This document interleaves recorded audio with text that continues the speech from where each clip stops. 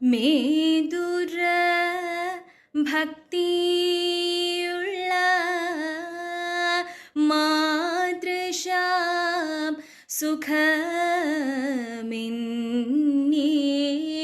മേദുര ഭക്തിയുള്ള മാതൃശാം സുഖമിന്നീ വാദമില്ലഹോ ദുഃഖം ബാധിക്ക ഇല്ല നൂനം യാദവാധിപ നിന്നെ ഹൃദി ചിന്ത നിദാനേന മോദം മേ വളരുന്നു കരുണവരണമരുണ സഹജ കേതന അജിത ഹരേ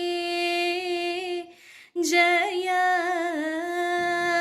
മാധവ വിഷ്ണു. ഇന്നലെ നമ്മൾ പറഞ്ഞു എപ്രകാരമാണ് ദുഃഖം നശിക്കില്ല എന്നുണ്ടെങ്കിലും ദുഃഖത്തിനെ നേരിടാനുള്ള ശക്തി ഭഗവത് നാമം കൊണ്ട് കിട്ടണമെന്ന്. ഇവിടെ ഇപ്പോൾ ചൊല്ലിയത് ആ കുചേലവൃത്തം കഥകളി പദമാണ് ചൊല്ലിയത്.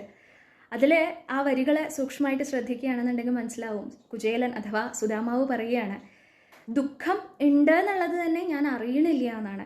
അത് വേറൊരു ഭാവമാണ്. ചിന്തിച്ചു നോക്കൂ, ആ ഭഗവത് നാമം സദാ ഉച്ചരിച്ച് ആ ഭഗവാൻ തന്നെ എന്നുള്ള ഭാവത്തിൽ ജീവിക്കുന്ന അദ്ദേഹത്തിന് ദുഃഖമുണ്ട് എന്നുള്ളത് തന്നെ അറിയണില്ല എന്നാണ്. കാരണം എന്താണ്?